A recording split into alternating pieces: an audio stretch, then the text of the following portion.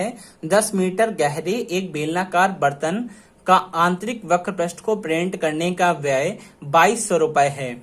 यदि पेंट करने की दर 20 रुपए प्रति मीटर स्क्वायर है तो ज्ञात कीजिए पहले बर्तन का आंतरिक वक्र पृष्ठीय क्षेत्रफल, दूसरा आधार की त्रिज्या और तीसरा बर्तन की धारिता। तो 10 सेंटीमीटर गहरा एक बेलनाकार बर्तन है जिसका आंतरिक वक्र पृष्ठ को पेंट करने का व्यय दिया गया है। मान लेते हैं ये एक बेलनाकार बर्तन है और इसकी लंबाई अर्थात इसकी गहराई कितनी है 10 मीटर। तो यानी कि यहां से लेके यहां तक की जो पूरी लंबाई है वो 10 मीटर दी गई है। बर्तन के आंतरिक वक्र पृष्ठ को पेंट करने का व्यय दिया गया है। तो आंतरिक वक्र पृष्ठ ये हो गया, इसको पेंट करने का व्यय दिया गया है। अब इसको पेंट करने का व्यय कैसे निकाला गया होगा? सबसे पहले आंतरिक वक्र पृष्ठ निकाला गया होगा और आंतरिक वक्र पृष्ठ को जो दर दी गई है 20 रुपए प्रति मीटर स्क्वायर उससे गुणा कर दिया गया होगा, तब हमारा टोटल व्यय निकल आया होगा।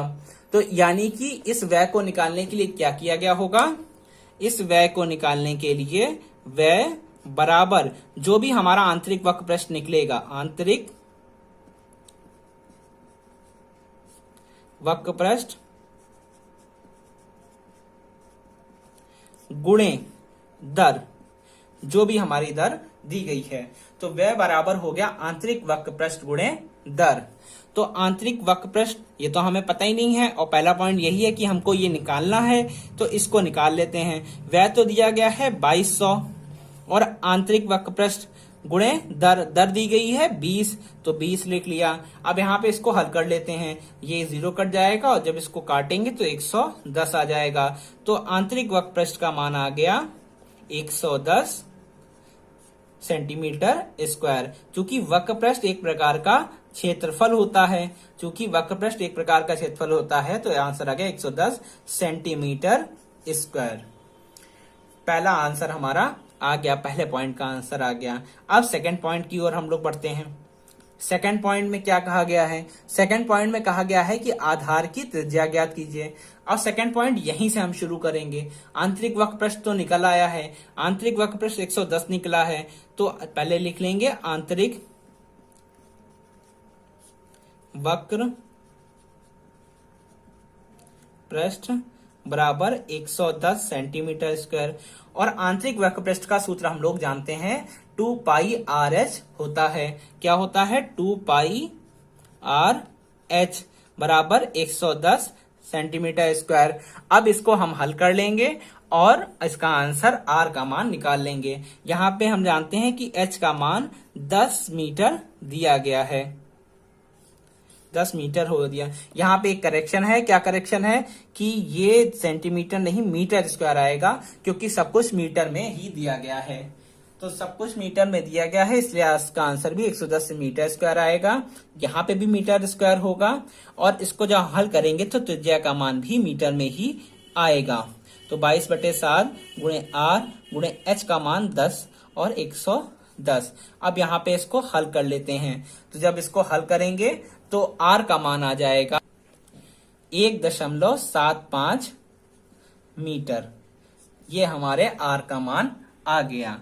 अब ये निकालना है कि बर्तन की धारिता क्या है। बर्तन की धारिता और आयतन दोनों में कोई अंतर नहीं होता है। धारिता को इंग्लिश में कहा जाता है कैपेसिटी, और हम ये जानते हैं कि इस बर्तन की कैपेसिटी वही होगी जो कि इसके अंदर आने वाले पानी का आयतन होगा, और पानी का आयतन जो होगा वही इसकी कैपेसिटी कहलाएगी, उसी को ही हम लोग धारिता कहेंगे। तो धारिता का मतलब है इसका आयतन, तो इसके आयतन को हम लोग निकाल लेंगे। तो बर्तन की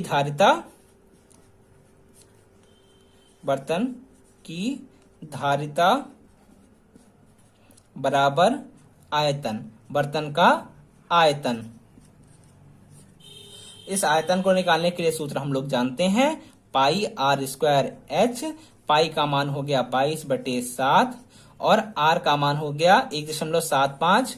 1.75 नहीं रखेंगे। जब आप इसको हल करेंगे और आर निकालेंगे तब उससे पहले इसका आखिरी में एक आंसर आएगा आर बराबर 7/4।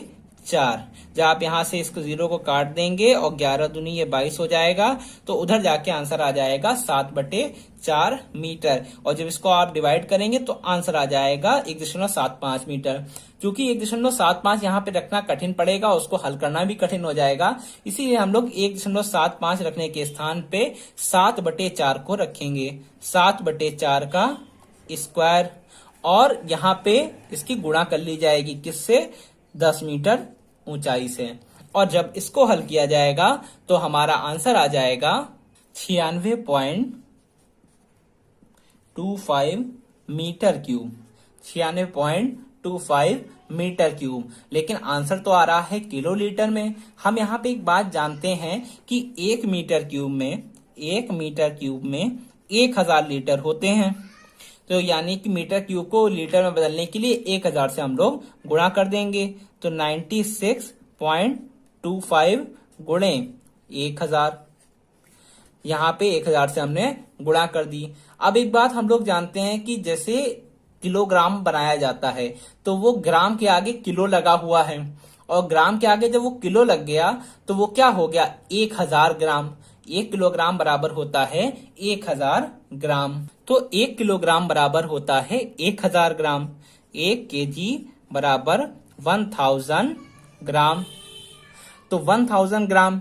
तो यहाँ पे हमने देखा कि जब 1000 लगा तो यहाँ पे किलो शब्द बढ़ गया। उसी तरीके से यहाँ पे अगर 1000 लगा हुआ है तो इसका मतलब है कि यहाँ पे भी हम किलो लगा सकते हैं। तो यानी कि 1000 के कारण यहाँ पे जाएगा किलो, और लीटर तो ये बन ही चुका है 1000 से गुणा करने के बाद में। तो ये क्या बन गया? Kilo litre. इस 1000 को हटा करके हम किलो लिख देंगे, तो हमारा आंसर आ जाएगा 96.25 किलो लीटर। 1000 के हटाने के बाद उसको 1000 को लिख दिया किलो, जैसे कि ग्राम में लिख दिया करते थे। तो यहाँ पे आ गया किलो, और लीटर तो ये बन ही चुका है क्योंकि लीटर को बनाने के लिए ही हमने 1000 से गुणा करी थी। तो 96.25 किलो लीटर इसका आंसर हो गया। इस तरह से ये 5वां सवाल भी हमारा हल हो गया।